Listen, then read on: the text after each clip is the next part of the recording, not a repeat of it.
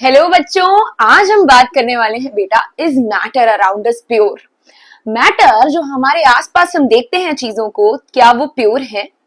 तो हमने चैप्टर 1 में पढ़ा कि मैटर 3 पार्ट्स में क्लासिफाई करा जा सकता है on the basis of its physical properties. Physical properties क्या होती हैं?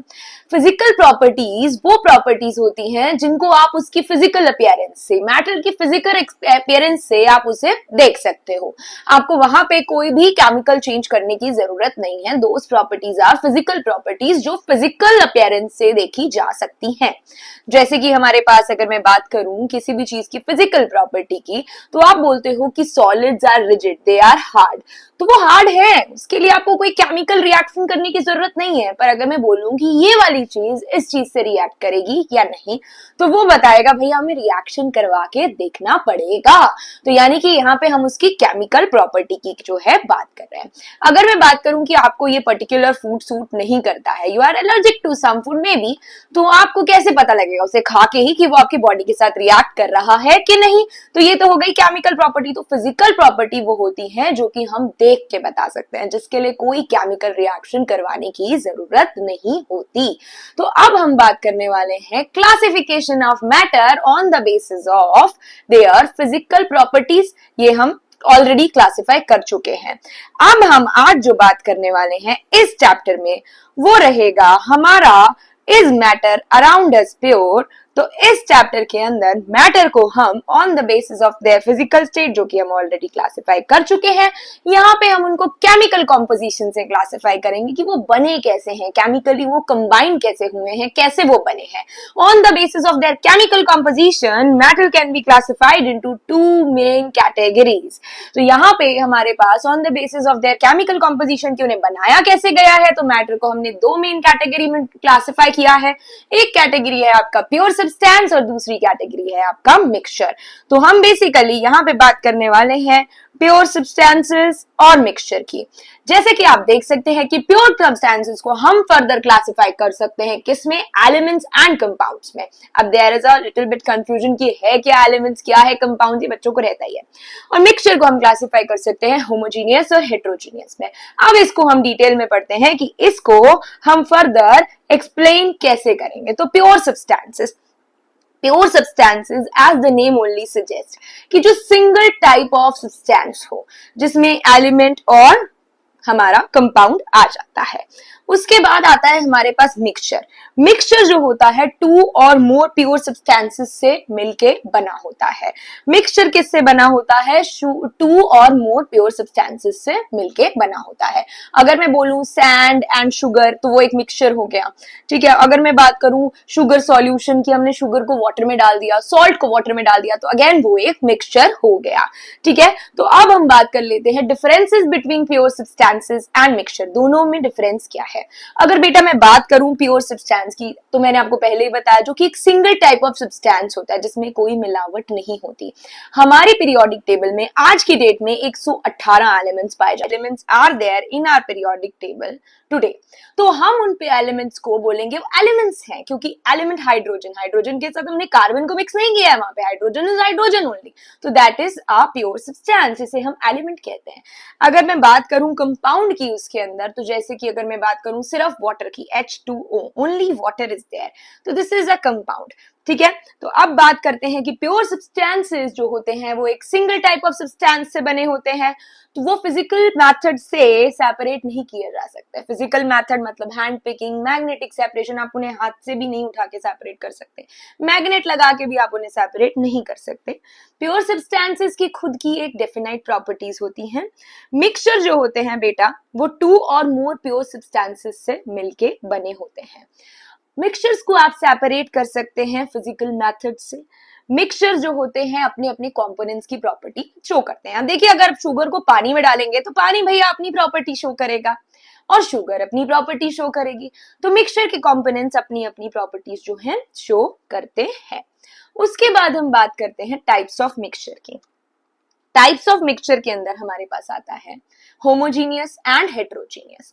होमोजीनियस मिक्सचर्स वो होते हैं जिनके पार्टिकल्स नेकेड आइज से विजिबल नहीं होते। होमोजीनियस मिक्सचर के पार्टिकल्स नेकेड आईज से विजिबल बिल्कुल नहीं होते, आप उन्हें नहीं देख सकते। जैसे कि अगर आपने नमक को पानी में डाल दिया, शुगर को पानी में डाल दिया, तो आप नहीं बता सकते कि कहां पर नमक है डिसॉल्व होने के बाद, कहां पर शुगर है डिसॉल्व होने के बाद। तो you can not see the particles with the naked eyes. बहुत छोटे पार्टिकल्स होते हैं, ठीक है, बहुत ज्यादा स्टेबल है, मतलब थोड़ी देर रखने पर नमक नहीं बैठेगा बीकर में, शुगर भी नहीं बैठेगी बीकर में, तो बहुत ज्यादा स्टेबल भी है, ठीक है। उसके बाद अगर हम बात करें कि अगर हम उससे लाइट बीम पास करें, अगर हम होमोजीनियस सॉल्यूशन से लाइट बीम पास करें, तो वो इजीली क्या होगा, वहां पर लाइट का पाथ विजिबल नहीं होगा। Path of light beam is not visible in the mixture, तो वहां पे आपको पाथ विजिबल नहीं होगा, जैसा कि आपका यहाँ पे दिखाई पड़ रहा होगा आपको कि पाथ विजिबल नहीं होता। और यहाँ पर हमारे पास एग्जाम्पल है सॉल्ट एंड शुगर, बिल्कुल कंप्लीटली थॉरली मिक्स हो जाने वाले, ठीक है, होमोजीनियस, एकदम यूनिफॉर्म कॉम्पोजिशन। उसके बाद mixture of copper sulphate in water. Copper sulphate is again a salt which is there in the laboratory, blue colour का सॉल्ट होता है। मैंने इस पे लैब एक्सपेरिमेंट्स काफी ज्यादा डाल रखे हैं कॉपर सल्फेट से रिलेटेड चैनल पे, तो आप देख सकते हैं। कॉपर सल्फेट को भी पानी में डिसॉल्व करो, पूरी तरह कंप्लीटली डिसॉल्व हो जाता है, तो वो भी क्या बनाता है बेटा, एक होमोजीनियस मिक्सचर ही बनाता है। अब बात करते हैं हेट्रोजीनियस मिक्सचर की। हेट्रोजीनियस मिक्सचर का नॉन यूनिफॉर्म कॉम्पोजिशन होता है, यानी कि आप अलग से बता सकते हैं कि कहां पर कौन सी कॉम्पोनेंट प्रेजेंट है। They are visible with naked eyes, ठीक है। उसके बाद they can be separated by filtration. Particles can be separated, हम उन्हें छलनी से छान के, फिल्टर पेपर से, फिल्टर पेपर लैब में हम छानने के लिए यूज करते हैं, घर पे जैसे चाय छानने के लिए छलनी यूज करते हैं ना, लैब में हम फिल्टर पेपर का यूज करते हैं। Mixture is quite unstable. Unstable मतलब आप थोड़ी देर रख देंगे तो जो पार्टिकल्स हैं सॉल्यूट के वो नीचे बैठ जाएंगे। पाथ जो है बीम ऑफ लाइट का वो विजिबल होता है, अगर हम बीम ऑफ लाइट उससे पास करेंगे तो उसका जो पाथ होगा आपको कंप्लीटली दिखाई पड़ेगा। Mixture of salt, sugar, iron filings, ये सारे क्या हैं बेटा, हेट्रोजीनियस मिक्सचर के एग्जाम्पल हैं, ठीक है। तो ये हमने बात कर लिया हेट्रोजीनियस मिक्सचर, होमोजीनियस मिक्सचर। अब हमें थोड़ा सा बात कर लेने चाहिए प्योर सब्सटेंसेस के बारे में, ठीक है। प्योर सब्सटेंसेस, जैसे कि मैंने आपको बताया, pure substances are further classified into elements and compound. Elements हमारे पास क्या होते हैं बेटा, which can not be broken down further, जो फर्दर ब्रोकन डाउन, जिनको हम फर्दर तोड़ नहीं सकते हैं। एलिमेंट्स हमारे पास तीन टाइप के होते हैं, metals, non metals and metalloids. Metal हमारे पास क्या होते हैं, metals are malleable and ductile. Malleable मतलब metal can be drawn into thin sheets. Ductile, they can be drawn into wires also. They are very good conductor of heat and electricity. अगर हम बात करें एक मेटालिक पैन की, तो उसमें क्या होगा, उसका लिड जो होगा जनरली प्लास्टिक का, सिलिकॉन का बनाया जाता है। क्यों? क्योंकि हम नहीं चाहते कि वो हमें जलाए। हम अगर चाय बना रहे हैं, वो पैन का जो लिड होता है उसके ऊपर कवरिंग प्लास्टिक की, सिलिकॉन की दी जाती है। ऐसा क्यों? क्योंकि वो मेटल का है, मेटल में इजिली थर्मली कंडक्टिंग होता है, इजिली हीट कंडक्ट करी जा रही है, तो वो जल्दी से वो जो होता है आपका पकड़ने वाला होल्डर होगा उसे भी गर्म कर देगा, है ना। तो वो होल्डर गर्म हो जाएगा, आप उसे होल्ड करेंगे उस होल्डर से, तो वो क्या होगा, आपके हैंड्स को जला सकता है, इसलिए उसे कवर किया जाता है जनरली किसी भी और मटेरियल से जो कि थर्मली इतना ज्यादा कंडक्टिंग ना हो। तो वो हो गया हमारे पास मेटल की, they are malleable and ductile, they are very good conductor of heat and electricity. Metals are sonorous. Metals are sonorous मतलब make ringing sound when hit. Metals ringing sound produce करते हैं जब उन्हें hit किया जाता है, ton ton ton, ये metal में ही आवाज आती है। ऐसी आवाज आपको सिर्फ मेटल में सुनाई देती है, ठीक है, नॉन मेटल में ऐसी आवाज सुनाई नहीं देती, ठीक है। तो चलिए एक एक्सपेरिमेंट देख लेते हैं जो कि मैंने ऑलरेडी अपलोड किया, पर मैं इस वीडियो के साथ भी उसे कनेक्ट कर देती हूँ। तो हमने आज तक अपनी किताबों में पढ़ा है कि मेटल्स आर सोनरस, मतलब हिट किए जाने पर एक रिंगिंग साउंड देते हैं, जैसे कि ये बेल रिंगिंग साउंड दे रही है। यहाँ पर भी हम मेटल्स को हिट कर रहे रिंगिंग साउंड दे रहे हैं, पर यहाँ प्लास्टिक बॉटल रिंगिंग साउंड नहीं दे रही है। तो यानी कि मेटल्स में ये प्रॉपर्टी है कि जब उन्हें हिट किया जाए तो वो एक रिंगिंग साउंड प्रोड्यूस करते हैं, जबकि नॉन मेटल्स नहीं करते। That is why metals are sonorous. चलिए अब आता है हमारे पास प्रॉपर्टीज ऑफ नॉन मेटल्स, ठीक है। Properties of non metals, they are not lustrous. Metals lustrous होते हैं, यानी कि शाइनी अपीयरेंस वाले होते हैं। ज्यादातर मेटल्स जो होते हैं वो येलोइश या फिर सिल्वर कलर के होते हैं। नॉन मेटल लस्ट्रस नहीं होते, उनकी अपीयरेंस इतनी लस्ट्रस नहीं होती। नॉन मेटल मैलिएबल और डक्टाइल भी नहीं होते। Very poor conductor of heat and electricity. Non metals are not sonorous, non metal sonorous भी नहीं होते। हाइड्रोजन, ऑक्सीजन, नाइट्रोजन ये सारे क्या हैं, नॉन मेटल। सोनोरस मतलब रिंगिंग साउंड नहीं देते। प्लास्टिक को अगर आप हिट करोगे तो रिंगिंग साउंड वैसा प्रोड्यूस नहीं करेगा जैसा आपको मेटल में मिल रहा था। उसके बाद they are very poor conductor of heat and electricity. Metals में ऑलमोस्ट सारे मेटल्स हार्ड होते हैं। There is one metal which exist at liquid at room temperature which is mercury. ज्यादातर मेटल हार्ड होते हैं, ये चीजें ध्यान से पढ़ना, यहीं से क्वेश्चन आता है। ज्यादातर मेटल हार्ड होते हैं, but there are two metals which are very soft, that is sodium and potassium. Sodium और potassium are very very soft metals which can be cut with knife also. Sodium and potassium को आप knife से cut भी कर सकते हो। Non metal, सारे non metal ज्यादातर जो होते हैं नॉन लस्ट्रस होते हैं, शाइनी अपीयरेंस वाले नहीं होते। पर वहीं एक ऐसा नॉन मेटल है जो शाइनी अपीयरेंस वाला होता है, जिसमें आता है बेटा आयोडीन। आयोडीन एक ऐसा नॉन मेटल है जो कि लस्ट्रस होता है। Bromine is the only non metal which exist as liquid at room temperature.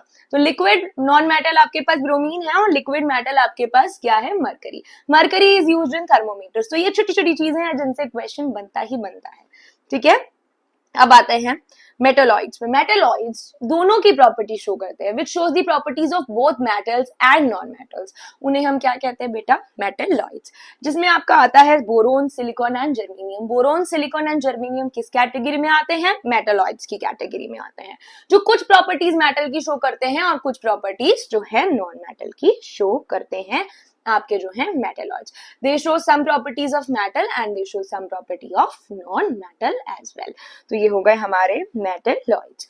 तो अभी हमने बात किया प्योर सब्सटेंसेस में एलिमेंट्स की, तो अब हम बात करने वाले हैं प्योर सब्सटेंसेस में कंपाउंड की। कंपाउंड जो है दो या दो से ज्यादा एलिमेंट केमिकली कंबाइन करते हैं, एकदम जुड़ जाते हैं फिक्स रेशो में, तो वो बनाता है कंपाउंड।